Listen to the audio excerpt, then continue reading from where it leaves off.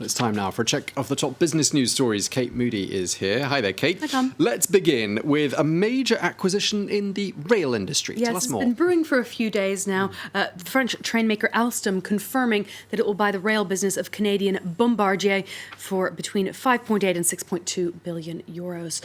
Bombardier has been dragged down in debt and has sold off its regional and medium-haul jet programs in recent years in an effort to strengthen its core business. Alstom, which makes France's high-speed TGV trains, has been trying to become more competitive against China's state-owned CRCC. The French finance minister, who welcomed the announcement, said he'll be meeting with the European competition chief on Tuesday to argue in favour of the deal. Last year, the European Commission blocked Alstom from merging with Germany's Siemens. Lebanon's Middle East Airlines has backtracked on a decision to only accept payments in US dollars. The announcement on Sunday sparked anger and huge queues outside the ticket office at Beirut Airport. Lebanon formally requested help from the International Monetary Fund last week as it seeks to stabilize its finances. A team of IMF experts is expected to begin consultations later this week. Banks have imposed restrictions and limits on access to foreign currency, and the Lebanese pound has lost more than a third of its value against the dollar in recent months. The national carrier will continue accepting local currency for now, after hopeful travelers complained. They should reconsider. They make a decision and get people to rush here in one day.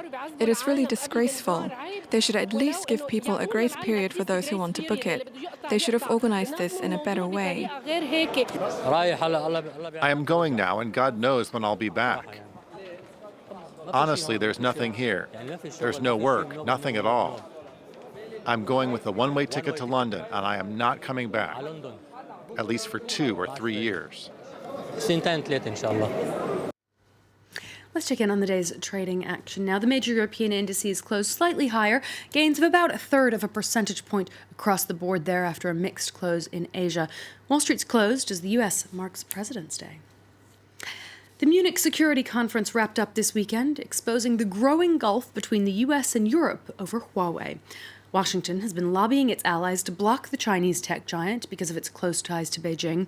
But many European governments seem open to using the technology as they begin to roll out fifth-generation or 5G mobile networks. Luke Schrager reports. When it comes to Chinese telecoms giant Huawei, European nations have a choice to make. One the United States seems to think should be very simple. There's some economic threats by the Chinese to companies. If you don't take Huawei as your country, we won't be doing these deals. But that's totally unacceptable. For the benefit of a few corporations, you cannot sell the privacy of the people of your country down the river. Washington has long warned Huawei's attempting to make inroads into the nascent 5G market is a threat to Western security, with the possibility Beijing could use backdoors into the system to hoover up data. The US has suggested it could even stop sharing intelligence with allies that use Huawei tech, though the European Union has said it's a choice for governments to make on their own. While nations like Australia, New Zealand, Japan and the US slammed on the brakes, many other countries are on the fence, including key US allies like France and the UK, which have said Huawei can play a role, although with restrictions. China has always denied US accusations, pointing to tech flows in the opposite direction. Since we started with first G, second G, third G, fourth G, all the technologies came from Western countries, from the developed world. And China has maintained its political system. Do you really think the democratic system is so fragile that it could be threatened by this single high-tech company of Huawei? One main reason for Huawei's increasing popularity is a lack of alternatives. European firms like Nokia and Ericsson have their own variants of 5G technology, but they're still far behind Huawei in its development. A judge in Germany has ordered Tesla to stop work on the site on which it plans to build its first electric car factory in Europe on environmental grounds.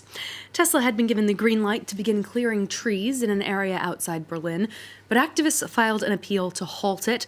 Last week, the company said it would try and relocate wildlife, including colonies of ants and bats, which could be affected by the construction. Tom, a lot of activists in Germany putting up much more of a fight against this factory than you might have expected. A lot of business people, of course, saying that the factory could bring in a lot of money. So the tug of war continues. I was trying to imagine how you relocate ants from one place to another anyway.